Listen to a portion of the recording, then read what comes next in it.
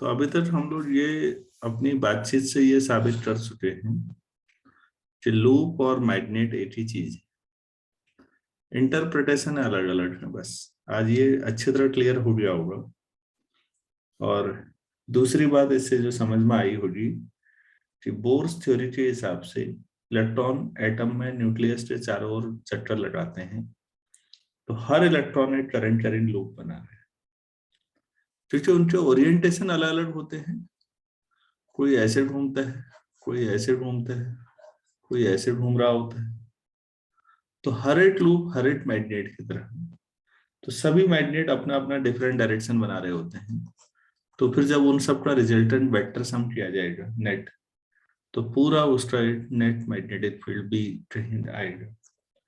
तो इसीलिए उसको आप मैग्नेटिक क्वांटम नंबर जब आप बोलते हैं तो उसका कोई मीनिंग बनता है। 11th क्लास में नहीं समझते बच्चे इस बात को कि कहाँ मैग्नेट और कहाँ यार ये इलेक्ट्रॉन घूम रहा है।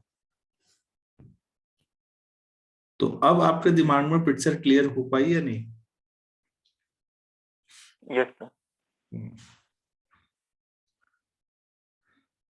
तो पिछले लेक्चर को हम आगे बढ़ाते हैं। तो मैग्नेट के तौर पर हो गया, यहाँ पर जो हम लोग -m +m बोलते हैं, तो इसको m को पोल स्ट्रेंथ बोलते हैं।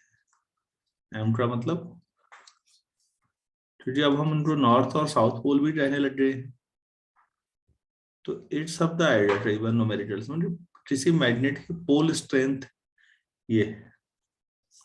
अब सवाल ये उठेगा पोल स्ट्रेंथ निकालेंगे कैसे? तो बच्चों देखो, ये क्वेश्चन लिखी हुई है मैंने, mu equal to M D equal to I A. तो यहाँ से m equal to I A upon D. तो आई ए का मतलब पाई आर स्क्वायर, और ये डायमेंशनली निकालेंगे तो इसका जो m का पोल स्ट्रेंथ है वो आएगी यूनिट, वो आएगी एम्पियर मीटर।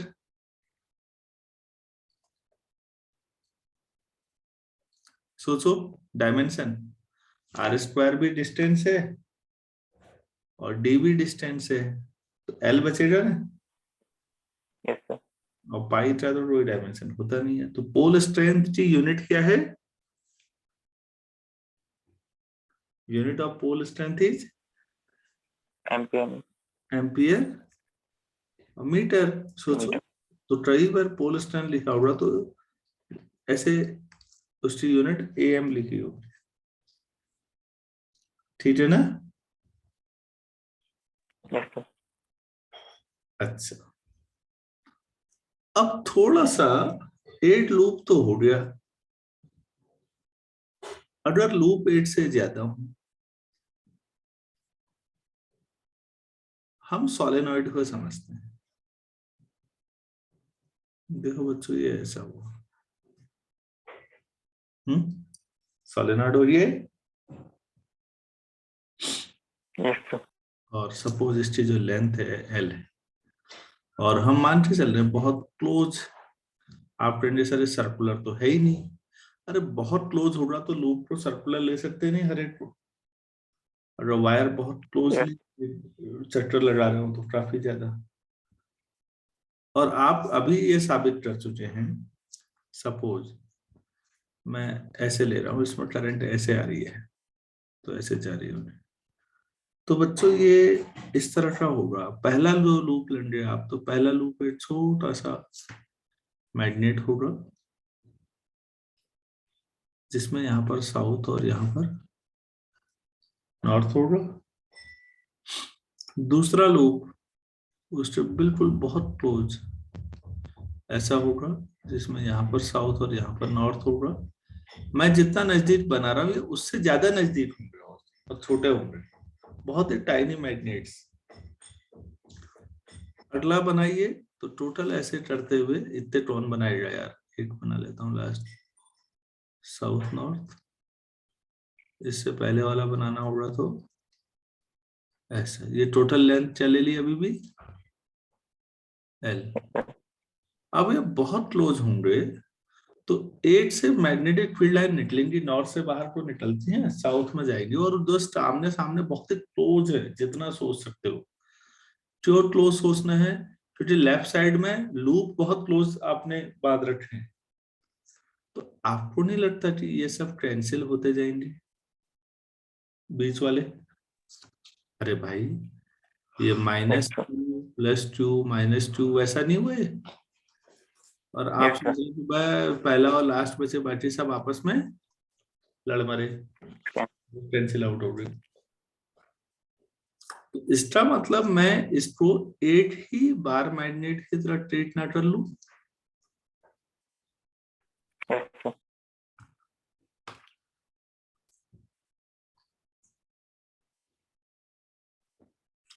तो एक सोलेनॉइड किसके इक्विवेलेंट हुआ? एक बड़ा तो मैग्नेट, एक बार बार की तरफ देखते हैं तो बार मैग्नेट बोल देते हैं नाम की वजह से, क्योंकि वैसे तो हर एक लूप एक छोटा मैग्नेट है, लेकिन सोलेनॉइड में बहुत सारे लूप है, वो एड ऑन होंगे और ओवरऑल कैंसिल हो जाएगा बड़ा मैग्नेट जो एल लेंथ का बन जाएगा। क्लियर हो गया? yes, sir. तो ये मैग्नेट और सोलेनॉइड एक ही चीज है यार। सोलेनॉइड समझ में आ गया तो मैग्नेट भी आ जाएगा। लिखो फिर इसको बनाओ पहले।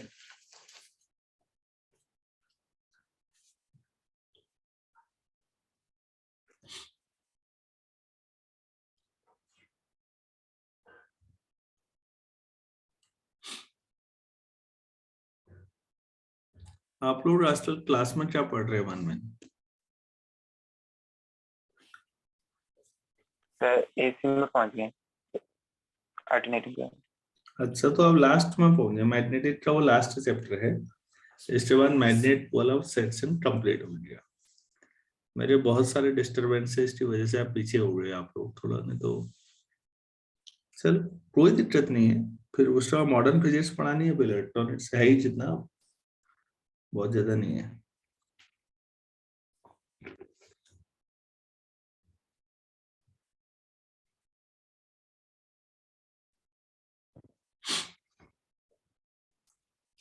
तो अगर आपने बना लिया है तो इसके बारे में लिख ले 2-4 लाइन। Yes sir. तो लिखिएगा, और solenoid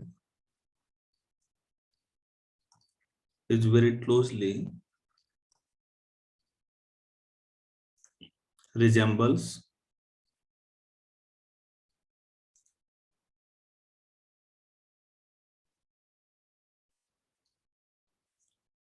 resembles a combination of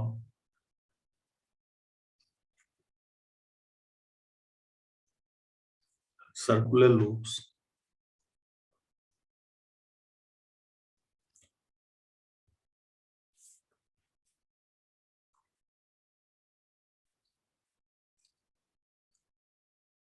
circular loops placed side by side।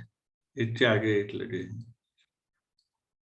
तो साइड बाय साइड शब्द का अर्थ भी समझ जाओ आप। कई लूप साइड बाय साइड लगे हैं तो मतलब क्या होता है, सोलेनॉइड से समझो, आपको क्लियर हो गया होगा पिक्चर। Yes sir. तो इसका मतलब है कि हर एक, so each loop is equivalent to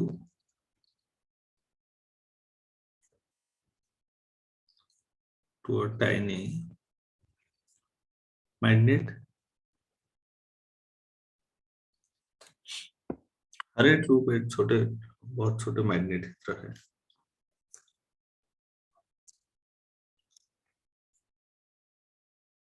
तो मैंने जो इमेज ऊपर बना रखी है उससे सोचिएगा,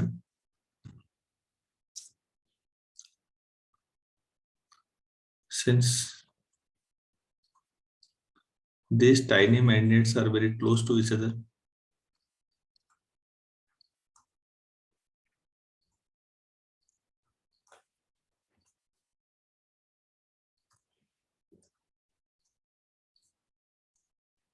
are very close to each other.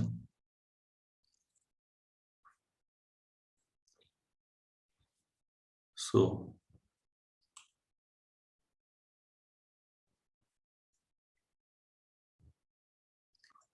Intermediate बीच वाले जो है, so intermediates poles will be cancelled out.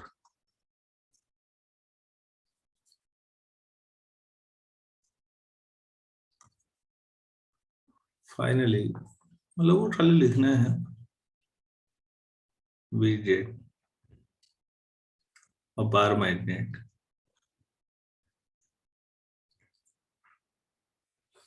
of strength of length, sorry, bar magnet of length L and pole strength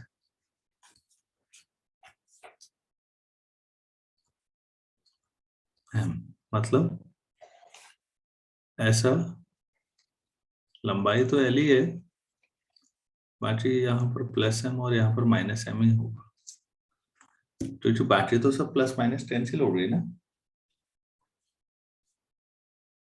Yes, sir.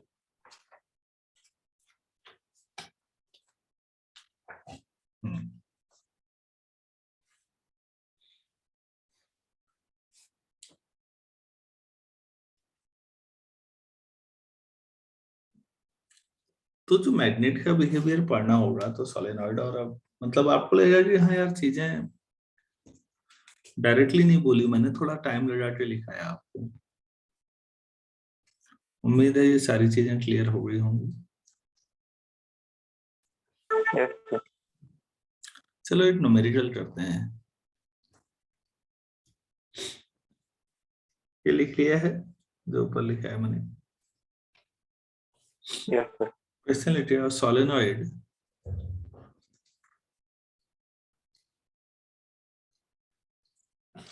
of length 10 centimeter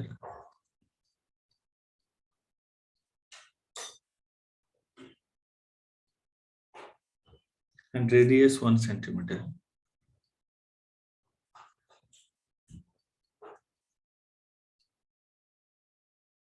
contains 200 tons, contains 200 tons and carries a current of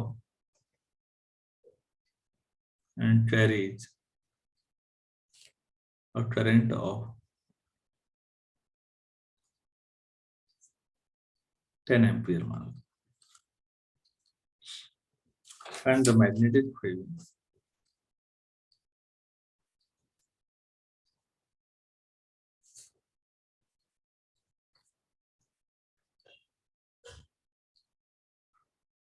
find the magnetic field at a point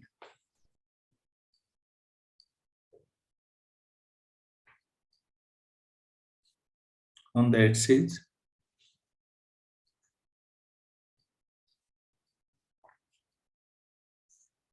at a distance of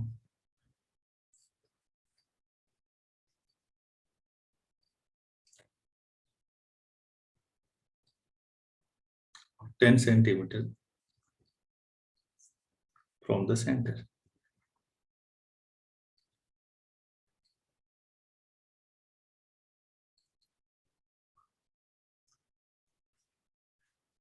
तो अब आज की class के बाद ये चीज आसान होनी चाहिए दिमाग में। सोलेनॉइड और मैग्नेट, बार मैग्नेट हो जाएंगे। तो बच्चों यहाँ पर जो सोलेनॉइड आपको दिख रहा है उसमें करंट कितनी है? 10 एम्पियर। उसका रेडियस, सर्कुलर लूप जो बनते हैं सोलेनॉइड में, 1 सेंटीमीटर, मतलब 10⁻⁻² मीटर। तो उसका एरिया कितना होगा? πr² circular, Yes. 5⁻⁻² स्क्वायर, तो 5 × 10⁻⁻4 हो जाएगा। ठीक है। yes, sir. ये ए हो गया हमारे पास, लेंथ आपको दे रखी है, ठीक है।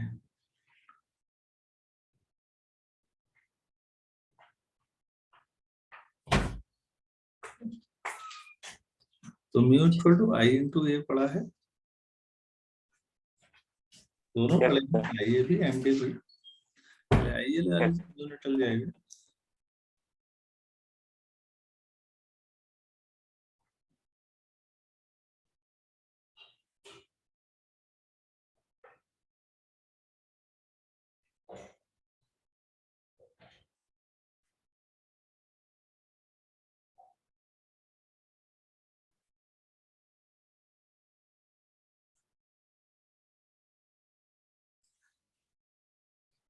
निकल रही है, आई 10 है तो पाई इंटू 10 की पावर -3 आ जाएगा, जो भी यूनिट है, ठीक है ना। ठीक है, Yes, sir. Mu equal to तो एम डी भी था, Yes, sir.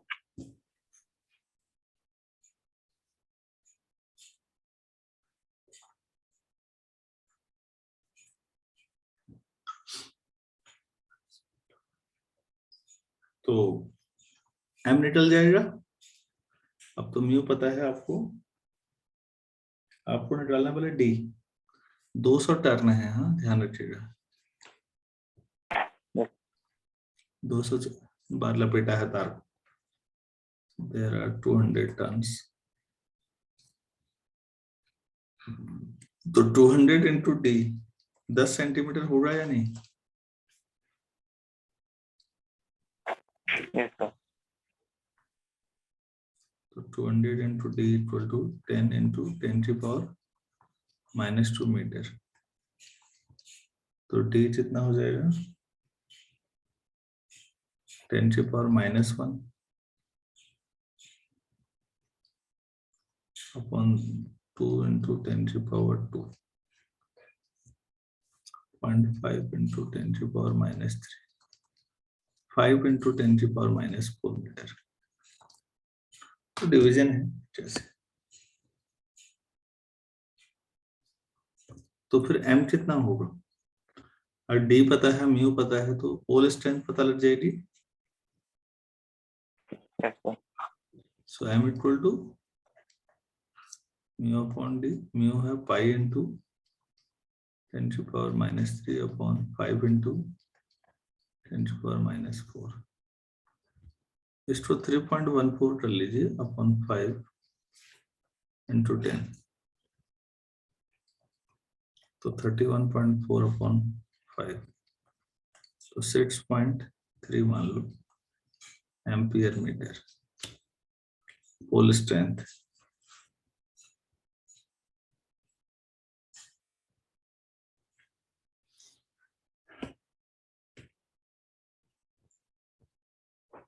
तो अब आप, जब पोल स्ट्रेंथ आपको एम पता है, और इससे आसान क्या होता, पाई रख देते तो, अरे यार ये ज्यादा आसान था, 2 पाई हो गए। देखो बच्चों, यहाँ पर अगर इसको पाई रहने दें तो ये 5 से कट जाता है, 2 पाई हो जाता Yes, sir. है, 2 पाई एम्पियर मीटर। ठीक है, काटना हमारे लिए चीजें आसान पड़ेंगी। कैसे, अब हम कैसे रिप्लेस कर सकते हैं इसको, एक बार मैग्नेट से, जिसमें हम इसको नॉर्थ पोल और इसको साउथ पोल मान लेते हैं। तो पोल स्ट्रेंथ जो m है वो m इक्वल टू 2 पाई है, m equal to -2 pi, pole strength minus और प्लस हुआ, और जो डाइपोल में दूरी लेते हैं वो मिड पॉइंट से लेते हैं ना, Yes, sir. डाइपोल में हमेशा कहाँ से दूरी ली हमने, Mid. तो वो जो पॉइंट है हमारा 10 सेंटीमीटर दूर, समझो वो यहाँ पर है, मिड पॉइंट से 10 सेंटीमीटर दूर है, ये वो सिचुएशन है।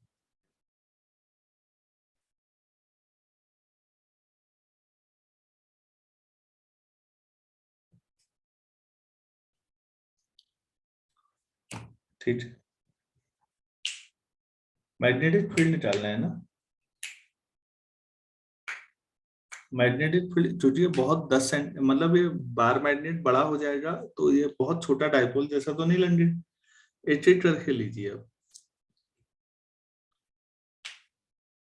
आप ये बताइए नॉर्थ पोल से पॉइंट पी कितना दूरी पे मानेंगे फिर आप। मैग्नेट खुद भी 10 सेंटीमीटर लंबा है ना। Yes sir. लो ये नहीं बनाया मैंने। मैग्नेट खुद भी 10 सेंटीमीटर लंबा है तो नॉर्थ पोल की पॉइंट पी से दूरी क्या होनी चाहिए? 5 सेंटीमीटर। Yes sir. और साउथ पोल की पी से नॉर्थ नॉर्थ से 15 सेंटीमीटर। और जब जो 15। पॉजिटिव है नॉर्थ पोल तो इससे मैग्नेटिक फील्ड इधर को होगा। B due to magnetic field due to north outward. और पॉइंट पी पर मैग्नेटिक फील्ड साउथ पोल की तरफ बी ड्यू टू एस। तो जो नेट मैग्नेटिक फील्ड आएगा बच्चों वो B N minus B S होगा। क्यों माइनस किया? क्योंकि वो अपोजिट अपनी ओर खींच रहा होगा साउथ पोल तो, और वो दूर है तो कमजोर होगा उसका मैग्नेटिक फील्ड। तो जब अपोजिट हो तो ज्यादा में से कम घटाएंगे ना नेट। Yes sir. तो यार ये कितना आना चाहिए? B equal to mu not upon 4 पाई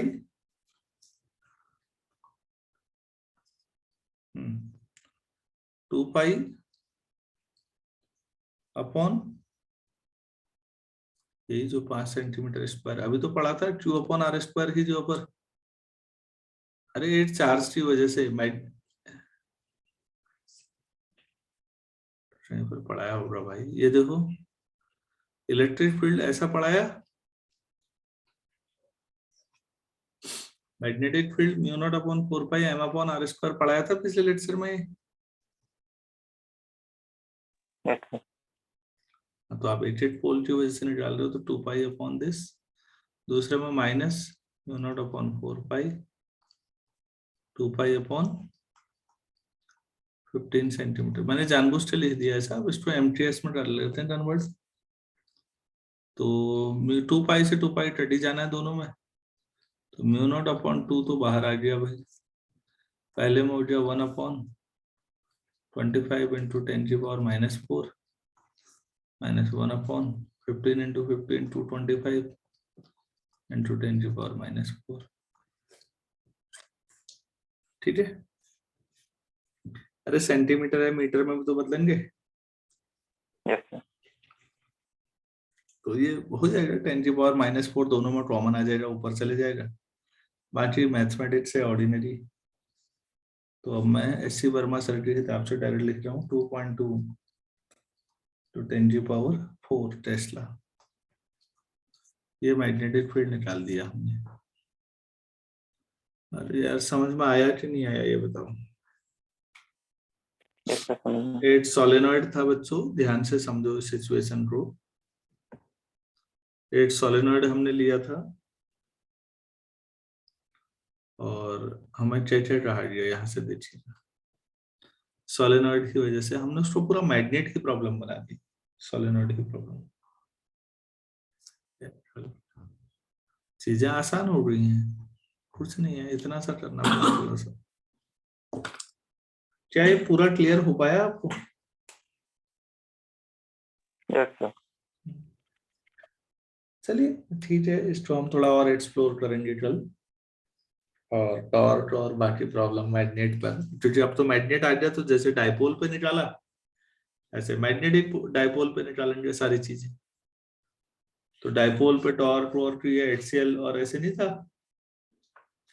वो परपेंडिकुलर वो सारे डेरिवेशन यहाँ भी आने। चलिए रिपीटेशन है यार, एक बार समझ जाओ तो ठीक है। आज इतना ही करते हैं, कल मिलते हैं। Thank you.